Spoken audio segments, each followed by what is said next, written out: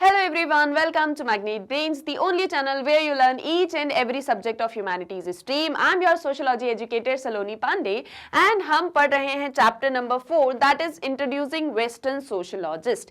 इस चैप्टर के अंदर हमने Karl Marx vision of society देखा, Emile Durkheim vision of sociology देखा एंड हम पढ़ रहे थे Max Weber and interpretive sociology. ठीक है, हमारे प्रीवियस लेक्चर में हमने मैक्स वेबर के आइडियाज को पढ़ा एंड हमने देखा कि मैक्स वेबर जो हैं वो 3 टाइप्स ऑफ अथॉरिटी के बारे में बताते हैं। ठीक है, वो कौन कौन सी हैं? एक वो बताते हैं ट्रेडिशनल अथॉरिटी, एक वो बताते हैं कैरिस्मेटिक अथॉरिटी, एक वो बताते हैं रेशनल लीगल अथॉरिटी। और वो ये कहते हैं कि ये जो रेशनल लीगल अथॉरिटी है ये हमें मॉडर्न सोसाइटीज में देखने को मिलती है और इससे ही उन्होंने ब्यूरोक्रेसी कहा। तो इस तरह से हम हमारे चैप्टर नंबर 4 के लास्ट टॉपिक पर आ जाते हैं दैट इज ब्यूरोक्रेसी, और इससे ही हम हमारे आज के इस लेक्चर में पढ़ने वाले हैं डिटेल में। ठीक है, क्लियर है सारी चीजें? तो स्टार्ट करते हैं, समझते हैं ब्यूरोक्रेसी क्या है, मैक्स वेबर ने क्या बताया ब्यूरोक्रेसी के बारे में और ब्यूरोक्रेसी होती क्या है। एंड एक बहुत ही इंपॉर्टेंट इंफॉर्मेशन कि जो ब्यूरोक्रेसी है वो सबसे ज्यादा इंपॉर्टेंट टॉपिक है। आप ह्यूमैनिटीज पढ़ रहे हैं, ब्यूरोक्रेसी बहुत इंपॉर्टेंट है। आप अपनी हायर स्टडीज में आगे मतलब ग्रेजुएशन वगैरह में या पीजीपी करते हैं, कॉम्पिटिटिव एग्जाम्स की भी प्रिपरेशन करेंगे, तो ब्यूरोक्रेसी मतलब अगर आप आगे पब्लिक एडमिनिस्ट्रेशन पढ़ेंगे, आप पॉलिटिकल साइंस पढ़ेंगे, सोशलॉजी पढ़ेंगे, आप कोई भी सब्जेक्ट हो उसमें आप ब्यूरोक्रेसी को देखने वाले हो, पढ़ने वाले हो। और ब्यूरोक्रेसी सिर्फ एक कोई टॉपिक नहीं है जिसे आप पढ़ के जो है मतलब पढ़ लिया समझ में आ गया और खत्म नहीं। आप इसे अपनी डे टू डे लाइफ में देख भी सकते हो, फील भी कर सकते हो, और हम देख भी रहे हैं। जब आप इसे समझेंगे तो आपको सारी चीजें बहुत अच्छे से क्लियर हो जाएंगी। ठीक है, स्टार्ट करते हैं। Okay, so it was a mode of organization which was premised on the separation of the public from the domestic world. एक हमारी पर्सनल लाइफ होती है या हमारी प्राइवेट स्फीयर होती है। ठीक है, एक क्या होती है? प्राइवेट स्फीयर जो कि हमारी पर्सनल स्फीयर है, और एक होती है जो पब्लिक है। ठीक है, एक क्या है? जो आपकी पब्लिक लाइफ है जिसे आप अपने बाहरी जीवन में, एक्सटर्नल लाइफ जहां पर आप जीते हो, उसको आप क्या कहते हो? Public sphere. और जो आपका पर्सनल है that is your private sphere. इस पर्सनल को हम डोमेस्टिक भी बोल सकते हैं। क्या बोल सकते हैं? डोमेस्टिक। तो ब्यूरोक्रेसी क्या है? एक मोड ऑफ ऑर्गेनाइजेशन है जहां पर आप पब्लिक और आपके डोमेस्टिक वर्ल्ड को सेपरेट कर देते हो। ठीक है, क्या कर देते हो? आपके पब्लिक और प्राइवेट को सेपरेट कर रहे हो। एक इस तरीके का मोड ऑफ ऑर्गेनाइजेशन है ब्यूरोक्रेसी। ठीक है, ब्यूरोक्रेसी को हिंदी में नौकरशाही कहते हैं। क्या कहते हैं? नौकरशाही। अगर आप यूपीएससी की प्रिपरेशन कर रहे हैं या आप किसी भी जो है मतलब सिविल सर्विसेज की या स्टेट पब्लिक सर्विस कमीशन जो होती है उनकी प्रिपरेशन कर रहे हैं, तो उसके लिए भी ब्यूरोक्रेसी एक बहुत ही ज्यादा इंपॉर्टेंट टॉपिक है। ठीक है, तो ध्यान से समझिएगा यहाँ पर हर एक चीज को। This meant that behavior in the public domain was regulated by the explicit rules and regulations। सबसे पहले हमने क्या किया? पब्लिक और प्राइवेट को सेपरेट कर दिया, और जो आपकी पब्लिक डोमेन होगी, जो आपकी पब्लिक स्फीयर होगी, यहां पर आपका जो बिहेवियर होगा, हम वैसे जब से इस चैप्टर को पढ़ रहे हैं तो हम कहीं ना कहीं बिहेवियर की बात करें, चाहे इंडिविजुअल का बिहेवियर हो, सोसाइटी में सभी जितने भी ह्यूमन बींग्स हैं उनके बिहेवियर को हम जज करने की बात करें। सो यहां पर जो आपका बिहेवियर होगा आपके पब्लिक डोमेन में, ये कुछ रूल्स एंड रेगुलेशंस के थ्रू रेगुलेट होने वाला है। ठीक है, जो आपका पब्लिक स्फीयर है उसमें जैसा भी आप बिहेव करने वाले हो, आप जैसे भी रहने वाले हो, आपका जो भी रोल होगा इस पब्लिक डोमेन के अंदर, that will be regulated by some explicit rules and regulations. Clear है? सो सबसे पहले हमने पब्लिक प्राइवेट को सेपरेट कर दिया, तो प्राइवेट तो अब यहां से जा ही चुका है। ठीक है, आपका पर्सनल स्फीयर अब ब्यूरोक्रेसी के अंदर कुछ भी नहीं रहा। अब जो है वो है सिर्फ और सिर्फ आपका पब्लिक स्फीयर, और पब्लिक स्फीयर में आपके बिहेवियर को जो है कुछ रूल्स एंड रेगुलेशंस के थ्रू रेगुलेट किया जाएगा। Moreover, as a public institution, bureaucracy restricted the power of the officials in regard to their responsibilities and did not provide absolute power to them. अब क्योंकि हम यहाँ पर एक पब्लिक इंस्टीट्यूशन की बात कर रहे हैं, moreover bureaucracy restricted as a public institution. Bureaucracy क्या है? एक पब्लिक इंस्टीट्यूशन है। सबसे पहले मैंने आपसे क्या कहा कि ब्यूरोक्रेसी एक मोड ऑफ ऑर्गेनाइजेशन है, पब्लिक प्राइवेट को सेपरेट कर रहा है, और यहाँ पर आपकी प्राइवेट लाइफ में कुछ रूल्स एंड रेगुलेशंस होंगे। ये सारी चीजें कौन बता रहा है? ब्यूरोक्रेसी के अंदर हम पढ़ रहे हैं। सो ब्यूरोक्रेसी क्या है? Bureaucracy is a public institution और एज अ पब्लिक इंस्टीट्यूशन, ठीक है, ये एक पब्लिक इंस्टीट्यूशन है जहां पर हम ऑफिशियल्स की पावर को रिस्ट्रिक्ट कर रहे हैं। क्या कर रहे हैं? ऑफिशियल्स की, जो ऑफिसर्स हैं उनकी पावर को हम रिस्ट्रिक्ट कर रहे हैं। क्या कर रहे हैं? रिस्ट्रिक्ट कर रहे हैं, रोक रहे हैं या कम कर रहे हैं, ठीक है, in regard to their responsibilities and did not provide absolute power to them. जिस भी ऑफिशियल की, जो भी ऑफिसर है, जैसे सपोज ए कोई ऑफिसर है, इसके मतलब इस पोस्ट के अंदर, जिस भी पोस्ट पर ये ऑफिसर है, उसके अंदर जितनी उसकी रिस्पॉन्सिबिलिटीज हैं, हम उसे उतनी ही पावर देने वाले हैं। उसकी रिस्पॉन्सिबिलिटीज से आगे जाके और कोई पावर उसके पास में नहीं है, यानी कि यहां पर एब्सोल्यूट पावर नहीं दी जा रही है, ठीक है। क्या कर रहे हैं? ब्यूरोक्रेसी एक पब्लिक इंस्टीट्यूशन है जहां पर जो ऑफिशियल्स हैं, ठीक है, जो भी ऑफिशियल्स हैं, हम उनकी पावर को लिमिट कर रहे हैं, रिस्ट्रिक्ट कर रहे हैं। जिसके पास में जितनी रिस्पॉन्सिबिलिटी है उसके पास में उतनी ही पावर होगी। आप अपनी क्षमता से ज्यादा पावर नहीं रख सकते, ठीक है। ये कहा जा रहा है कि आपके पास में आपकी क्षमता से ज्यादा पावर नहीं होनी चाहिए। जिसके पास में जितनी पावर होनी चाहिए हम उसको उतनी दे रहे हैं, और अगर किसी के पास में एब्सोल्यूट पावर है तो हम उसको रिस्ट्रिक्ट कर रहे हैं। ये ब्यूरोक्रेसी का कॉन्सेप्ट है, ठीक है। आप जब धीरे धीरे हर एक कॉन्सेप्ट को ब्यूरोक्रेसी के अनफोल्ड करोगे तो आपको ये पॉइंट्स और अच्छे से क्लियर होंगे। अभी तक हमने जो पढ़ा वो समझ में आ गया आपको। देख, bureaucratic authority is characterised by these features. अब हमने देखा कि सबसे पहले ब्यूरोक्रेसी एक मोड ऑफ ऑर्गेनाइजेशन है। क्या ऑर्गेनाइज कर रहा है? पब्लिक और प्राइवेट को ऑर्गेनाइज कर रहा है। इसके बाद में जो हमारी पब्लिक लाइफ होगी उसमें कुछ रूल्स रेगुलेशंस होंगे, ये भी ब्यूरोक्रेसी के थ्रू ही निर्धारित होंगे, मतलब यही जो है उसको डिसाइड करने वाले हैं। उसके बाद में bureaucracy as a public institution, जो ऑफिसर्स हैं उनके रोल्स को भी कहीं ना कहीं रिस्ट्रिक्ट कर रहा है। जितनी उनकी रिस्पॉन्सिबिलिटीज हैं उतनी उनके पास रहेगी, एब्सोल्यूट पावर किसी के पास में भी नहीं रहने वाली है। इसके बाद में ये जो ब्यूरोक्रेटिक अथॉरिटी है, हमने कहां से स्टार्ट किया कि मैक्स वेबर ने 3 टाइप्स ऑफ अथॉरिटी बताई थी। क्या बताई थी मैक्स वेबर ने? 3 टाइप्स ऑफ अथॉरिटी। उन्होंने कहा कि जो ट्रेडिशनल अथॉरिटी होती है वो आपको प्रेसिडेंस के थ्रू मिलती है। इसके बाद में जो कैरिस्मेटिक अथॉरिटी होती है वो आपके डिवाइन पावर के थ्रू आपको दी जाती है। इसके बाद में जो रेशनल लीगल अथॉरिटी होती है वो लॉ के थ्रू मिलती है। जो रेशनल लीगल अथॉरिटी है वो लॉ के थ्रू, रेशनैलिटी के थ्रू, लॉज के थ्रू, इन सारी चीजों के थ्रू आपको मिलने वाली है। और इस रेशनल लीगल अथॉरिटी को ही उन्होंने ब्यूरोक्रेसी कहा। तो यानी कि ब्यूरोक्रेसी भी अथॉरिटी है जहां पर आपके पास में अधिकार है।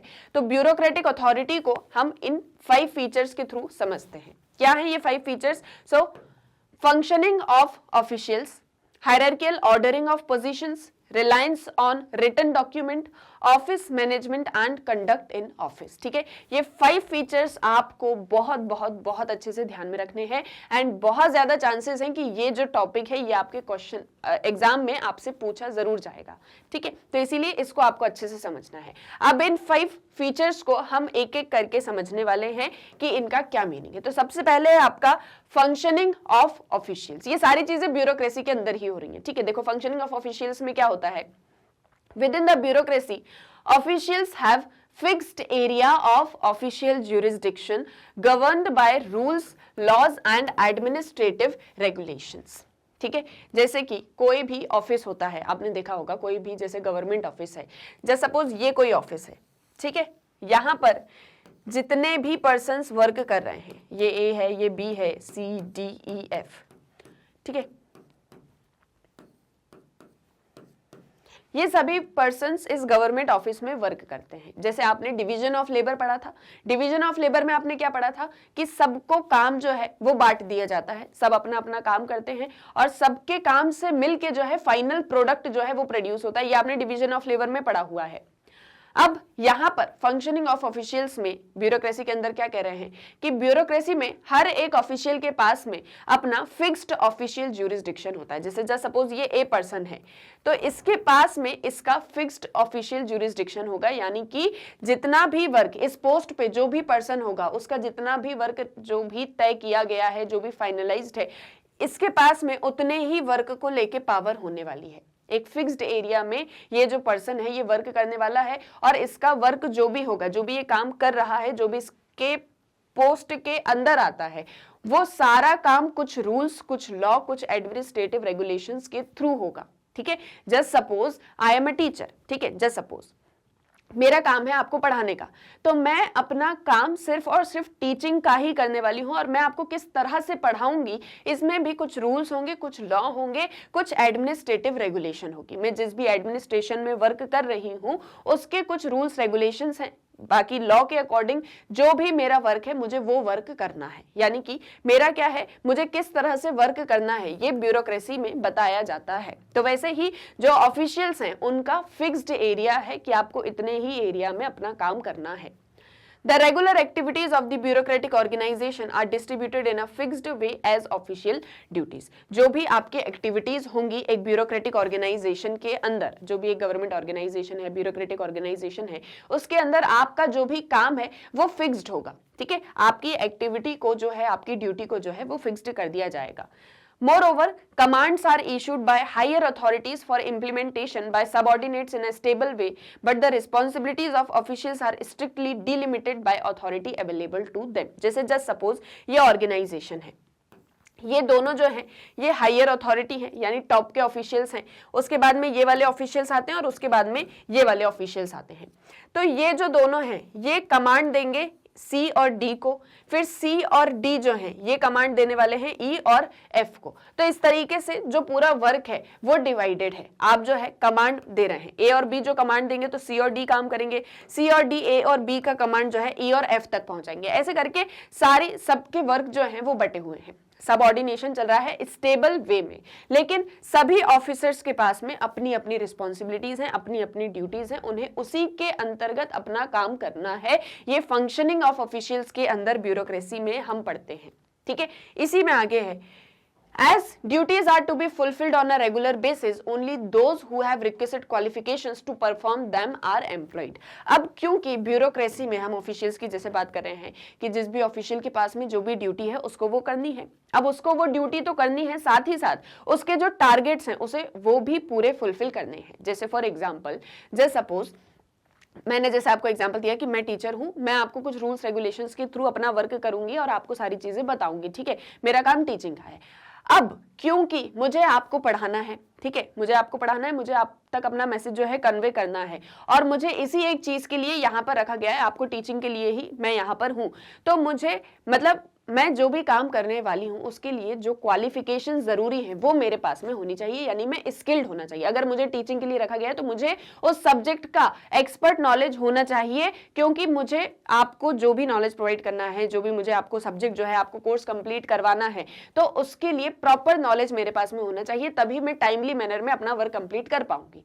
अगर हम यहाँ पर स्किल्ड पर्सन को, क्वालिफाइड पर्सन को नहीं रखेंगे, नहीं एम्प्लॉय करेंगे, तो फिर हमारा वर्क जो है वो डिले हो जाएगा। तो क्योंकि हम क्या चाह रहे हैं कि रेगुलर बेसिस पे काम हो और सब अपनी ड्यूटीज को फुलफिल करें, इसलिए हमें क्वालिफाइड पर्संस की जरूरत होती है। ये ब्यूरोक्रेसी में कहा गया है। Okay, Official positions in a bureaucracy are independent of the incumbent as they continue beyond the tenure of any occupant. अब जो ब्यूरोक्रेसी में ऑफिशियल पोजीशंस होती हैं, जैसे कि मान लीजिए ये एक ऑफिस है, यहाँ पर जो ए पोजीशन है, ठीक है, ए पर्सन है वो इस पोजीशन पर है, तो यहाँ पर जो ए है वो तो भले ही कुछ समय के लिए है, वो एक बार के लिए रिटायर हो जाएगा, लेकिन ये जो पोजीशन है ये कभी भी खाली नहीं होगी। ठीक है, क्या कह रहे हैं कि official position are independent of the incumbent. ऐसा नहीं है कि जब तक इस पोजीशन पर ए पर्सन रहेगा तब तक ही ये पोजीशन रहेगी, नहीं, ये ए पर्सन तो अपने जब इसका टेन्योर खत्म हो जाएगा तो ये यहाँ से चला जाएगा, लेकिन जो उसकी पोजीशन है वो हमेशा रहने वाली है। तो फंक्शनिंग ऑफ ऑफिशियल्स के अंदर हमने क्या एक चीज देखी कि सभी पर्संस का, जितने भी ऑफिशियल्स हैं एक ब्यूरोक्रेटिक ऑर्गेनाइजेशन के अंदर, सबका वर्क डिवाइडेड है, सब अपनी अपनी रिस्पॉन्सिबिलिटीज को फुलफिल करेंगे, अपनी अपनी ड्यूटीज को करेंगे, टाइमली मैनर में करेंगे, और इसके लिए हमें क्वालिफाइड पर्संस की जरूरत होगी। ठीक है, हमें क्वालिफाइड पर्सन चाहिए, और जिस भी पोस्ट पर जो भी पर्सन है उसकी पोस्ट जो है वो हमेशा रहने वाली है, क्योंकि जो इनकम्बेंट है, जो उस पोजीशन को होल्ड किया है, वो एक दिन अपने टेन्योर खत्म होने के बाद में चला जाएगा, लेकिन पोजीशन जो है वो हमेशा रहने वाली है। ये हमने फंक्शनिंग ऑफ ऑफिशियल्स के अंदर पढ़ा, ब्यूरोक्रेसी के अंदर। ठीक है, क्लियर है? फर्स्ट पॉइंट आया समझ में, फर्स्ट फीचर क्या है ब्यूरोक्रेसी का। Then second is hierarchical ordering of positions. आपने कास्ट हायरार्की पढ़ा हुआ है। कास्ट हायरार्की में क्या एक चीज होती है, जो अपर कास्ट के हैं वो अपर स्ट्रेटा पे होते हैं, जो लोअर कास्ट के हैं वो लोअर स्ट्रेटा पे होते हैं, जो मिडिल कास्ट में होते हैं वो आपके मिडिल में होते हैं। ठीक है, जो ना ही अपर में आते हैं ना ही लोअर में आते हैं वो यहाँ पर आते हैं। इस तरह से हमने कास्ट हायरार्की पढ़ी हुई है। ठीक है, ये टॉप हो गया आपका, ये आपका मिडिल हो गया, ये हो गया आपका बॉटम। ठीक है, ये हायरार्की हमने पढ़ी है। अब यहाँ पर ब्यूरोक्रेसी में किस तरह से हायरार्की है देखो, authority and office are placed on a graded hierarchy where the higher official supervise the lower one. जैसे मैंने आपसे कहा कि जैसे सपोज ये एक ब्यूरोक्रेटिक ऑर्गेनाइजेशन है, ठीक है,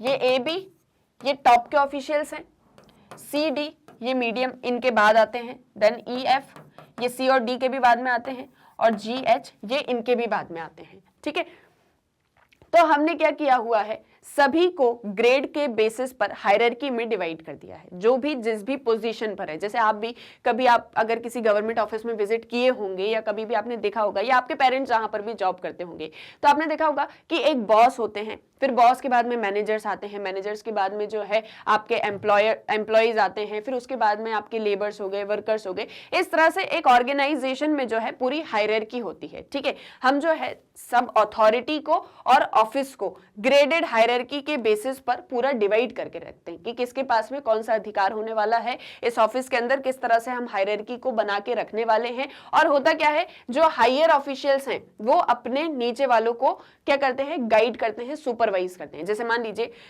कोई टॉप अथॉरिटी से डिसीजन लिया गया है, तो वो डिसीजन सी और डी को बताया जाएगा, सी और डी उस पर वर्क करेंगे, फिर उस डिसीजन को ई और एफ तक पहुंचाएंगे, फिर ई और एफ से वो जी और एच तक जाएगा। इस तरह से पूरा वर्क जो है वो होने वाला है। यानी कि जैसे आपने पढ़ा होगा, नहीं भी पढ़ा होगा तो आपको ये चीज पता होती है ना, कि जैसे मान लीजिए आपके स्कूल ही है, आपके स्कूल में कोई स्पेशल इवेंट होना हो, या मान लीजिए कोई भी फंक्शन होना हो, तो सबसे पहले जो है प्रिंसिपल से उस चीज के लिए परमिशन होती है, प्रिंसिपल के बाद में जो है वो जो मैनेजमेंट है आपके स्कूल का उन तक वो चीज आती है, उसके बाद में टीचर्स तक पहुंचती है, फिर टीचर्स जो है वो आपको इन्फॉर्म करती हैं स्टूडेंट्स को उस बात की रिकॉर्डिंग। क्या प्रिंसिपल और स्टूडेंट की डायरेक्ट बात होती है तो वो एक चीज नहीं हो पाती है ना। क्या है यहाँ पर हायरार्की जो है वो पूरी बनी हुई है, पोजीशन सभी की जो है वो मतलब सभी की जो पोस्ट है, सभी की जो पोजीशन है उसमें हायरार्की है। यही चीज ब्यूरोक्रेसी के अंदर भी होती है। This allows scope of appeal to a higher official in case of dissatisfaction with the decisions of lower officials। और एक और चीज भी है यहाँ पर, जैसे मैंने आपसे कहा कि ए और बी टॉप पर हैं, फिर सी डी हैं, फिर ई और एफ है, फिर जी और एच है। मान लीजिए इन्होंने कोई डिसीजन या जो भी मतलब अपील है, या इनने जो भी सुपरविजन इनको किया है ई और एफ को, वो उससे सेटिस्फाइड नहीं है। ठीक है, वो उससे सेटिस्फाइड नहीं है, तो वो अपने हायर अथॉरिटी को उस बारे में जो है इन्फॉर्म कर सकते हैं। क्या कहा है कि this allows scope of appeal to a higher official in case dissatisfaction with the decision of lower officials. या फिर ये भी हो सकता है जैसे ई और एफ हैं, इन दोनों के बीच में जो भी पूरा मतलब सारा वर्क होना है साथ में मिलके ही करेंगे, क्योंकि ये सभी एक ही पोजीशन पर है, पर मान लीजिए इनके बीच में किसी तरीके का कोई डिससैटिस्फैक्शन हो जाता है तो वो अपने हायर ऑफिशियल को उस रिगार्डिंग जो है अपील कर सकते हैं, उनको उस बारे में इन्फॉर्म कर सकते हैं। सो इस तरीके से एक ब्यूरोक्रेटिक ऑर्गेनाइजेशन में हायरार्कियल ऑर्डरिंग भी होती है पोजीशंस को लेके। क्लियर है? Then third is reliance on written document. और क्या होता है ब्यूरोक्रेटिक ऑर्गेनाइजेशन के अंदर, the management of a bureaucratic organisation is carried out on the basis of written documents which are preserved as records. Bureaucratic organisation में जो भी पूरा वर्क होता है, जो भी पूरा मैनेजमेंट होता है, उन सारी चीजों को हम रिटन डॉक्यूमेंट्स या फाइल्स के अंदर लिख के रखते हैं। सारी चीजें जो हैं वो रिटन होती हैं, कोई भी चीजें वर्बली नहीं होती, सारी चीजों को लिख के रखते हैं ताकि हमारे पास में रिकॉर्ड्स रहें। ठीक है, there is cumulation in the decision making of the bureau और ऑफिस। और इसी तरह से अगर हम ऑफिस को लेके या जो भी ब्यूरोक्रेटिक ऑर्गेनाइजेशन है वहां पर किसी तरह का कोई डिसीजन लेना चाहते हैं तो हम यहाँ पर इन रिटर्न डॉक्यूमेंट से या हमारी फाइल्स से जो है सारी चीजों को देख के, सारी चीजों को एनालाइज करके फिर उसके बाद में कोई भी डिसीजन ले सकते हैं। ठीक है, it is also a part of the public domain which is separate from the private life of the officials. और यहाँ पर ये जो हम रिटर्न डॉक्यूमेंट्स की बात कर रहे हैं, ये सारे रिटर्न डॉक्यूमेंट एक जो भी पर्सनल है या जो भी ऑफिशियल है उसकी प्राइवेट लाइफ से अलग होते हैं, क्योंकि हमने ब्यूरोक्रेसी में स्टार्टिंग में ही प्राइवेट और पब्लिक को जो है डिवाइड कर दिया था, है ना। तो यहाँ पर प्राइवेट लाइफ का इन्फ्लुएंस कहीं भी नहीं होने वाला है, जो भी आपकी जो आपकी पब्लिक लाइफ है वो ही सारी चीजें यहाँ पर हम कंसिडर करने वाले हैं। ठीक है, क्लियर है। Then the fourth is office management. ठीक है, so as office management is a specialised and modern activity, it requires trained and skilled persons to conduct operations. अब क्योंकि जो ऑफिस मैनेजमेंट है वो एक बहुत ही स्पेशलाइज्ड एक्टिविटी है, और जैसे कि हम पढ़ रहे हैं कि ब्यूरोक्रेसी जो है वो मॉडर्न कॉन्सेप्ट है, यानी कि ब्यूरोक्रेसी मॉडर्न एक्टिविटी के अंदर आता है। तो इसीलिए ऑफिस को मैनेज करने में हमें स्किल्ड और ट्रेन्ड पर्सन्स की जरूरत होती है। ठीक है, ताकि वो ऑफिस के सारे ऑपरेशंस को जो है इजीली हैंडल कर सके। और इसीलिए ऑफिस मैनेजमेंट में हमें कैसे लोग चाहिए, जो ट्रेन्ड हैं, जो स्किल्ड पर्सन्स हैं। क्लियर है। देन द फिफ्थ फीचर और the last feature of your bureaucracy is conduct in office. ठीक है, अभी तो हमने ऑफिस मैनेजमेंट को पढ़ लिया कि ऑफिस को कैसे मैनेज करने वाले हो। लास्ट है कंडक्ट इन ऑफिस। ऑफिस में आप किस तरह से कंडक्ट होते हो। तो देखिए, as official activity demands the full-time attention of officials irrespective of his or her delimited hours in office, hence an official's conduct in office is governed by exhaustive rules and regulations। एक official की जो भी activity होने वाली है, हम bureaucratic organisation की बात कर रहे हैं, यहाँ पर ऑफिशियल्स होंगे जो वर्क करते होंगे, उन सभी की जो भी एक्टिविटी होने वाली है उसमें उनका फुल टाइम अटेंशन होना चाहिए। यानी कि आपके जो ऑफिस आवर्स हैं उसमें तो आप सारे रूल्स रेगुलेशंस के अंदर काम करोगे, लेकिन उसके अलावा भी आपके जो भी कंडक्ट होंगे, आप जिस भी तरीके से काम करते होंगे, तो आपको जैसा ये कहा जाता है ना कि ऑफिस की गरिमा को आपको बना के रखना है। आपकी तरफ से कोई भी ऐसा काम नहीं होना चाहिए जो कहीं भी, जो आप का मतलब ऑफिस है या जिस भी ऑर्गेनाइजेशन में आप वर्क कर रहे हैं, आप उनके रूल्स, उनके रेगुलेशंस के अगेंस्ट में चले जाओ। ठीक है, as official activity demands the full time attention of officials irrespective of his or her delimited hours in office, hence an officials conduct in office is governed by exhaustive rules and regulations. और इसीलिए कि एक official जो है वो पूरा office के according या ऑफिशियल जो भी ड्यूटीज हैं, रिस्पॉन्सिबिलिटीज हैं, उनके अकॉर्डिंग वर्क करे। इसीलिए ऑफिस ये इंश्योर करता है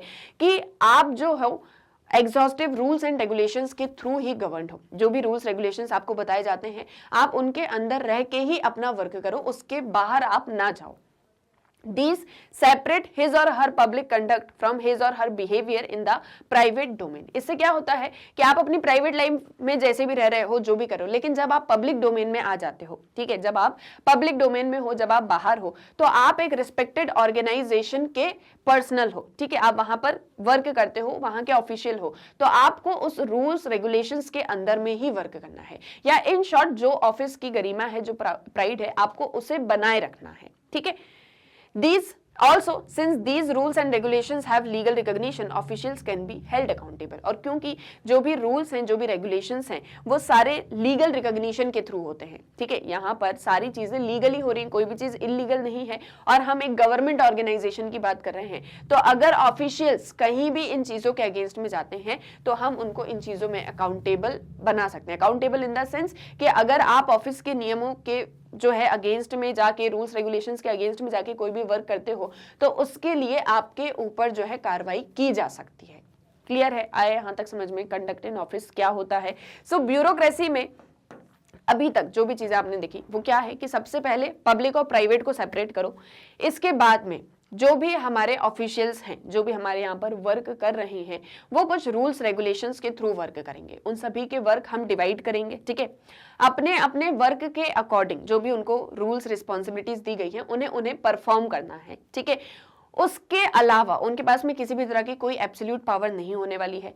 हायरार्की में वो वर्क करने वाले हैं। सभी के टास्क जो हैं वो डिवाइडेड हैं, उस तरह से वो वर्क करेंगे। हैं सभी एक ही ऑर्गेनाइजेशन के अंदर, लेकिन वर्क को हमने डिवाइड कर दिया है। और क्योंकि हमें टाइमली मैनर में वर्क करवाना है, इसीलिए हम जो है स्किल्ड पर्सन्स को रखने वाले हैं, ट्रेन्ड पर्सन्स हमको चाहिए। और साथ ही साथ ऑफिस को मैनेज करने के लिए भी हमें स्किल्ड एंड ट्रेन्ड पर्सनल चाहिए। इसके बाद में आप खुद कैसे कंडक्ट करोगे ऑफिस में, उसके लिए कुछ रूल्स रेगुलेशंस हैं जिसके अकॉर्डिंग ही आपको वर्क करना है। ठीक है, सो ये होती है ब्यूरोक्रेटिक अथॉरिटी या फिर नौकरशाही अधिकार, जहां पर आपके पास में रूल्स, रिस्पॉन्सिबिलिटीज हैं, रेगुलेशंस हैं, रेशनल लीगल अथॉरिटी है। आपको अपने रीजन को यूज करके लीगली जो लॉज हैं उसके अकॉर्डिंग सारा वर्क करना है। क्लियर है? आया आपको समझ में ब्यूरोक्रेसी क्या है? अभी क्योंकि आप सभी 11th क्लास में हैं तो आपको बहुत ही जनरल इंफॉर्मेशन दी गई है ब्यूरोक्रेसी को लेके। डिटेल्ड इंफॉर्मेशन जो है आप वो हायर क्लासेस में पढ़ेंगे, बट इसके अलावा और भी जो पॉइंट्स होंगे वो मैं आपको क्लियर करती चलूंगी। ठीक है, आगे क्या कहा है मैक्स वेबर ने, that Weber's characterization of bureaucracy as a modern form of political authority demonstrated how an individual actor was both recognized for his or her skills and training and given responsibilities with the requisite authority to implement them. तो weber ने ये जो bureaucracy को पूरी तरह से characterise किया है as a modern form of political authority. ये क्या है? एक मॉडर्न फॉर्म है पॉलिटिकल अथॉरिटी का। ठीक है, और इसके अंदर एक इंडिविजुअल पर्सन, जैसे मैक्स वेबर हैं, मैक्स वेबर ने इंडिविजुअल एक्टर की बात करी है ना, आपने जो प्रीवियस लेक्चर में समझा होगा मैक्स वेबर को, तो उन्होंने कैसे कहा कि अगर आपको जो है किसी सोशल कंडीशन को समझना है, सोशल फैक्ट्स को आपको समझना है, तो सोशल फैक्ट्स को समझने के लिए, सोशल फैक्ट्स जो है डर्कीम ने दिया था कॉन्सेप्ट, और मैक्स वेबर ने भी जैसे बताया आपको कि अगर आपको किसी भी इंडिविजुअल को या किसी भी जो भी सोशल एक्टर है, सोशल एक्शन है, उसको समझना है, तो आपको उस एक्टर की जगह पर अपने आप को रख के देखना होगा। तो वैसे ही यहाँ पर जो इंडिविजुअल एक्टर्स हैं वो दोनों काम कर रहे हैं। एक तरफ वो जो है स्किल्ड भी हैं, ट्रेनिंग भी ले रहे हैं, उनको जो रिस्पॉन्सिबिलिटीज दी हैं वो भी जो है पूरी कर रहे हैं, और जो अथॉरिटी उनके ऊपर इंप्लीमेंट की गई है या जो अथॉरिटी उन्हें दी गई है उसे भी पूरी अच्छी तरह से जो है इंप्लीमेंट कर रहे हैं। The legal delimitation of task and authority constrained unbridled power and make officials accountable to their clients as the work was carried out in the public domain. अब देखो मैक्स वेबर क्या एक चीज चाह रहे हैं कि जो भी सारा वर्क है, जो भी पूरा मैनेजमेंट हो रहा है सारी चीजों का, वो प्रॉपरली हो, और इसीलिए हमने यहाँ पर जो लोगों के पास में अनलिमिटेड पावर थी उसको कॉन्स्ट्रेंट कर दिया। हमने सारी चीजों को डिवाइड कर दिया, उनके टास्क को, उनके अथॉरिटी को, इन सब को हमने लीगली डिलिमिट कर दिया। तो अब जो यहाँ पर सारे ब्यूरोक्रेट्स हैं, जो सारे ऑफिशियल्स हैं, ठीक है, हम क्या एक चीज देख रहे हैं, ब्यूरोक्रेसी क्या है? एक रेशनल लीगल अथॉरिटी। इस रेशनल लीगल अथॉरिटी को इंप्लीमेंट करने के लिए हमें ब्यूरोक्रेट्स की भी जरूरत रहेगी। नौकरशाही, जैसे हम ब्यूरोक्रेसी को हिंदी में क्या कहते हैं, नौकरशाही, और इसके लिए काम करने के लिए ब्यूरोक्रेट्स भी चाहिए। तो वो जो ब्यूरोक्रेट्स हैं वो हम इस पूरे प्रोसेस के थ्रू उन्हें बना रहे हैं, हम उनको जो है एक सही गाइडेंस के थ्रू प्रॉपर्ली मैनेज कर रहे हैं। और अल्टीमेटली ये जो अब ऑफिशियल्स होंगे, ये जो ब्यूरोक्रेट्स हैं, ये सारे जो हैं अपने क्लाइंट्स को लेके अब जो है अकाउंटेबल हो चुके हैं। ठीक है, जो भी सारा वर्क उन्हें असाइन किया गया है उन्हें वो वर्क करना है, and they has to be do this in public domain. Clear है? आया यहाँ तक समझ में? आई होप सारी चीजें अच्छे से क्लियर हो गई होंगी। सो ये था हमारे मैक्स वेबर का ब्यूरोक्रेसी का कॉन्सेप्ट। आई होप अच्छे से क्लियर हो गया होगा, कोई भी डाउट नहीं होगा। ठीक है, हमने देखो 5 फीचर्स पढ़े। मेनली जो 5 फीचर्स हैं जो आपको अच्छे से ध्यान रखना है ब्यूरोक्रेसी में, वो ये है कि ऑफिशियल्स फंक्शन कैसे करेंगे, किस तरह से हम उनकी पोजीशन को हायरार्किकल ऑर्डर में बना के रखेंगे। रिटर्न डॉक्यूमेंट पर सारी चीजें जो है होने वाली। रिटर्न डॉक्यूमेंट हम क्यों रखते हैं? ताकि कल को कोई अपनी बात से जो है वो पलट ना जाए। ठीक है, ऑफिस मैनेजमेंट कैसे होगा? ऑफिस मैनेजमेंट बहुत ज्यादा इंपॉर्टेंट है। अगर आप ऑफिस को अच्छे से मैनेज ही नहीं कर सकते हो तो आप कोई भी, कितना भी बड़ा वर्क हो, कोई भी चीज हो, कोई भी एक्टिविटी हो, वो चीज आपकी कभी भी मतलब बहुत अच्छे से सक्सेसफुली कंप्लीट नहीं हो सकती अगर मैनेजमेंट ही अच्छा नहीं होगा। तो देन कंडक्ट इन ऑफिस, आप कैसे कंडक्ट हो रहे हो ऑफिस के अंदर, ये भी बहुत ज्यादा इंपॉर्टेंट है। ठीक है, सो यहाँ हम हमारा chapter number 4 that is introducing western sociologist करते हैं कंप्लीट। कोई भी डाउट हो तो आप कमेंट सेक्शन में पूछ सकते हैं। एक और चीज कि अब आप मैग्नेटबीन्स की वेबसाइट को कैसे एक्सेस करेंगे, तो सभी वीडियोस को देखने के लिए जस्ट गूगल पे जाइए, एंटर करिए magnetbeans.com। जैसे ही एंटर करोगे आपके सामने मैग्नेटबीन्स एजुकेशन प्लेटफॉर्म ओपन होगा। स्क्रॉल करोगे, देखोगे यहाँ पे किंडरगार्टन से लेकर 12th क्लास तक के सभी क्लासेस के सभी कोर्सेज के वीडियोस अवेलेबल हैं, लाइक NTSC है, ओलंपियाड है, one shot revision, extra learning, etcetera etcetera. आपको जस्ट क्लास या कोर्स जो भी पढ़ना है उसको चूज करना है, क्लास या कोर्स से रिलेटेड यहाँ सारे सब्जेक्ट की वीडियोस आ जाएंगे, स्क्रॉल करोगे और भी सारे सब्जेक्ट्स देखने को मिलेंगे। सभी के नीचे वॉच नाउ का बटन है, आपको जो भी सब्जेक्ट स्टडी करना है वॉच नाउ पे क्लिक किया और यहाँ पर चैप्टर वाइज वीडियोस आएंगे। चैप्टर पे क्लिक करोगे, चैप्टर से रिलेटेड सब टॉपिक्स आ जाएंगे। यहाँ भी सभी के आगे वॉच नाउ का बटन है, वॉच नाउ पे जो भी आपको टॉपिक स्टडी करना है वॉच नाउ पे क्लिक किया और ये आपका वीडियो ओपन। अब यहाँ से आपको नेक्स्ट वीडियो देखना है, नेक्स्ट वीडियो पर क्लिक करो, ये नहीं देखना है कुछ और देखना है, यहाँ से कैंसिल कर दो।